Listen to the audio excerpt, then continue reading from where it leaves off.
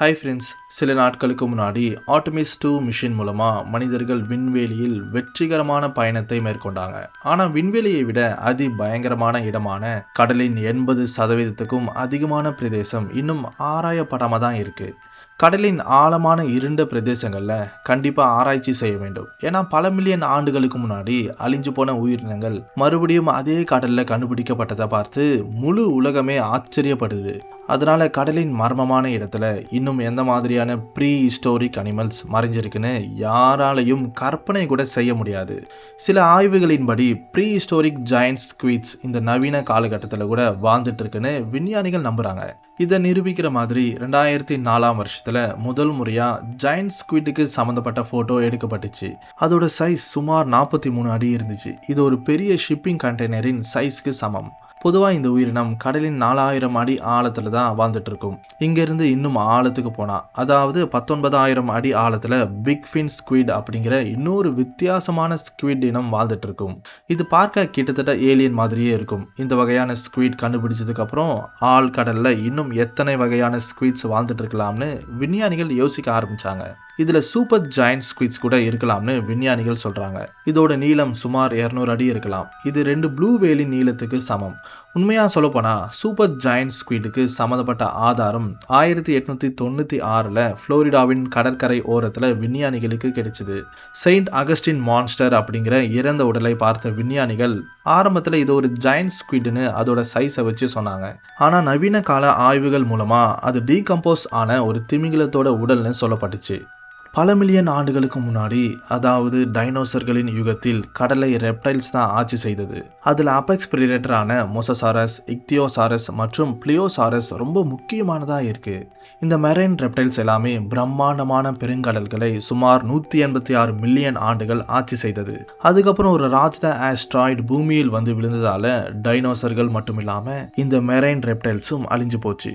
ஆனால் முதலைகள், கடல் ஆமைகள் மட்டும் இந்த பேர் அழிவுல இருந்து தப்பி உயிர் பிழைத்தது. காலப்போக்கில் இது பரிணாம வளர்ச்சி அடைந்து புது புது உயிரினங்களின் பிறப்புக்கு காரணமா இருந்துச்சு. ஆதி காலத்துல பூமியில் வாழ்ந்த எல்லாம் ப்ரீ ஹிஸ்டோரிக் உயிரினங்களும் இப்போ இல்லாம இருந்தாலும் பிளியோசாரஸ் மாதிரியான உயிரினம் கண்டிப்பா கடலின் ஏதோ ஒரு மூலையில் வாழ்ந்துட்டு இருக்கலாம்னு விஞ்ஞானிகள் பலமா நம்புறாங்க. 1965 யுஎஸ் நேவிக்கு சொந்தமான டிஎஸ்வி ஆல்வின் சப்மர்சிபிள் 6000 அடி ஆழத்துக்கு போனது. அதிலிருந்து 2 பைலட்ஸ் அச்சசல் பிளியோசாரஸ் மாதிரியான உயிரினத்தை பார்த்ததா சொன்னாங்க. ஆழ்கடல்ல பிளியோசாரஸ் உயிரோடு இருக்குன்னு சொல்றதுக்கு இது ஒரு ஆதாரமா இருக்கு. அது மட்டும் இல்லாம 17ஆம் நூற்றாண்டு காலகட்டத்தில இருந்து ஸ்காட்லாண்ட்ல லாக்னஸ் மான்ஸ்டர் அப்படிங்கிற உயிரினத்தை பார்த்ததா அங்க வாழ்ந்துட்டு இருக்கிற மக்கள் சொல்றாங்க. இதுக்கு சம்பந்தப்பட்ட ஒரு சர்ச்சைக்குரிய புகைப்படம் கூட இருக்கு. உலகம் முழுவதும் இந்த பிளியோசாரஸை விதவிதமான வடிவத்துல பார்த்ததா சொல்லப்படுது. பழமையான காலத்துல கப்பல் பயணம் செய்யும்போது கடல்ல அடிக்கடி பாம்பு மாதிரியான உயிரினத்தை பார்த்ததற்கான எத்தனையோ கதைகள் இருக்கு. ஆனா சாதாரணமா நமக்கு தென்படுற பாம்பு மாதிரியான உயிரினங்கள் சீ சர்பன்ஸ் இல்ல, அது ஓர்ஃபிஷா இருக்கலாம்னு கடல் சார்ந்த ஆராய்ச்சியாளர்கள் சொல்றாங்க. ஆச்சரியமான விஷயம் என்னன்னா, க்ளவுசெஸ்டர் மாதிரியான சீ சர்பன்ட்டை நிறைய பேர் பார்த்ததற்கான ரெக்கார்ட்ஸ் இருக்கு. வெறும் இது மட்டும் இல்லாம ஹூக் ஐலாண்ட்ல எடுக்கப்பட்ட ஒரு மான்ஸ்டர் புகைப்படத்தை பார்த்து மக்கள் வியந்து போனாங்க. ஆழ்கடல்ல பழங்கால உயிரினங்கள் வாழ்ந்துட்டு இருக்குன்னு உறுதியா சொல்ல கடல்ல கண்டுபிடிக்கப்பட்ட கார்போரோசாரஸின் அடையாளங்கள் ஒரு முக்கிய காரணம். இது மூலமா இந்த நாள்ல கூட ஆழ்கடல்ல ராட்சத பாம்பு இனங்கள் வாழ்ந்துட்டு இருக்கலாம் அப்படிங்கிற சந்தேகத்தை எழுப்புது. நமக்கு தெரிஞ்ச வரை இந்த காலகட்டத்தில் அந்த அளவுக்கு பெரிய சீ சர்பன்ட் எதுவும் இல்லை. ஆனால் 50 மில்லியன் வருஷங்களுக்கு முன்னாடி பாலியோஃபிஸ் கொலோசியஸ் மாதிரியான ராட்சத பாம்புகள் கண்டிப்பாக ஆழ்கடலில் வாழ்ந்ததுன்னு விஞ்ஞானிகளின் ஆய்வுகள் மூலமாக தெரிய வந்தது. இந்த வகையான பாம்புகள் 4 பெரிய கார்களோட சைஸுக்கு சமம். இதுதான் அந்த காலகட்டத்தில் வாழ்ந்த மிகப்பெரிய அபெக்ஸ் பிரிடேட்டர். உலகின் மிகப்பெரிய பெருங்கடலான பசிபிக் பெருங்கடல்ல 1997 ஒரு வினோதமான சத்தம் ரெக்கார்ட் செய்யப்பட்டுச்சு. நேபாள இருந்து ஜப்பானுக்கு எந்த அளவுக்கு தூரமோ அவ்வளோ தூரத்துல இருந்து இந்த சத்தம் பயணித்து வந்தது. ஒருவேளை அந்த சத்தம் உயிரோடு இருக்கிற ஏதோ ஒரு உயிரினத்துக்கு சொந்தமானதுன்னா கண்டிப்பா அது ப்ளூ வேலை விட 100 மடங்கு பெருசு. சில விஞ்ஞானிகள் இதை பத்தி ஆராய்ச்சி பண்ணதுக்கு அப்புறம் என்ன சொன்னாங்கன்னா, இது பனிக்கட்டிகள் உடையும் போது ஏற்பட்ட சத்தம்னு.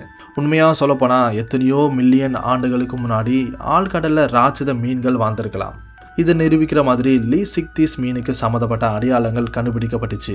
இது தன்னோட 40,000 பற்களாலான வாயை திறந்தா அது அச்சசல் ஒரு ப்ளூ வேல் மாதிரி இருக்கும். சைஸ்ல இதுக்கு முன்னாடி நாம ஒரு ஆட்டம் பாம் மாதிரி இருப்போம். இந்த இனத்தை சேர்ந்த மீன்கள் இந்த நாளில் கூட ஆழ்கடலின் ஏதோ ஒரு மூலையில் சுத்திட்டு இருக்கலாம்னு நம்பப்படுது. 1966 டீப் ஸ்டார் 4000 அப்படிங்கிற சப்மரைன் 4 ஈஃபில் டவர்ஸ் ஆழத்துக்கு போனதுக்கப்புறம் சப்மரைனில் இருந்த ஒரு பைலட் லீசிக்திஸ் மாதிரியான ஒரு ராட்சத மீனை பார்த்ததா சொன்னார். அது மட்டும் இல்லாமல் 1932 அறிவியல் ஆராய்ச்சியாளரான வில்லியம் பிபி மற்றும் இன்ஜினியரான ஓட்டிஸ் பாட்டனும் ஆழ்கடலின் சுமார் 3000 அடி ஆழத்துக்கு பாத்திஸ்பியர் அப்படிங்கிற சப்மர்சிபிள் உதவியால் போனாங்க. இதுதான் முதல் டீப் சி எக்ஸ்ப்ளோரேஷன். இந்த ஆய்வில் 5 வகையான புது உயிரினங்கள் கண்டுபிடிக்கப்பட்டுச்சு. கடலில் பிறந்த மிக ஆபத்தான மீன் மெகலடான். இது சுமார் 3.6 மில்லியன் வருஷங்களுக்கு முன்னாடி ஏற்பட்ட குளோபல் கூலிங் ஈவெண்ட் காரணமா பூமியில் இருந்து அடியோடு அழிஞ்சு போச்சு. ஆனா இந்த ராட்சத மெகலடான் இந்த காலகட்டத்தில் வாழ எதனா வாய்ப்புகள் இருக்கா? நமக்கு தெரிஞ்ச மெகலடான் சுமார் 80 அடி நீளம் இருக்கும். இந்த அளவுக்கு ராட்சத உருவத்தை கொண்டாலும் இந்த வகையான மீன் கடலின் மேற்பரப்பில் தான் அதிகமாக வாழும். அது மட்டும் இல்லாமல் ஆழ்கடலில் உள்ள அதிகமான அழுத்தத்தை இந்த மீனால தாக்குப்பிடிக்க முடியாது. ஆனால் இயற்கையில் ஏதாவது மாற்றங்கள் ஏற்பட்டால் கண்டிப்பாக இது உருமாற்றம் அடையும். உலக அளவில் நிறைய இடத்துல மெகலடானுக்கு சம்மந்தப்பட்ட பல் கண்டுபிடிக்கப்பட்டிருக்கு. உண்மையாகவே இது அடியோடு அழிஞ்சு போச்சா, இல்லை ஆழ்கடலின் ஏதோ ஒரு மூலையில் மர்மமாக வாழ்ந்துகிட்டு இருக்கா? எதிர்காலத்தில் எதனா ப்ரீ ஹிஸ்டோரிக் அனிமலை கண்டுபிடிச்சாலும் அதில் ஆச்சரியப்படுறதுக்கு பெருசாக எதுவும் இருக்காது. இந்த வீடியோ பிடிச்சிருந்தா லைக் பண்ணுங்கள், ஷேர் பண்ணுங்கள். மறக்காமல் நம்ம சேனலை சப்ஸ்கிரைப் பண்ணி அந்த நோட்டிஃபிகேஷன் பெல்லை ஆல்ல செட் பண்ணிக்கோங்க. மறுபடியும் அடுத்த வீடியோவில் சந்திக்கலாம். தேங்க்ஸ் ஃபார் வாட்சிங்.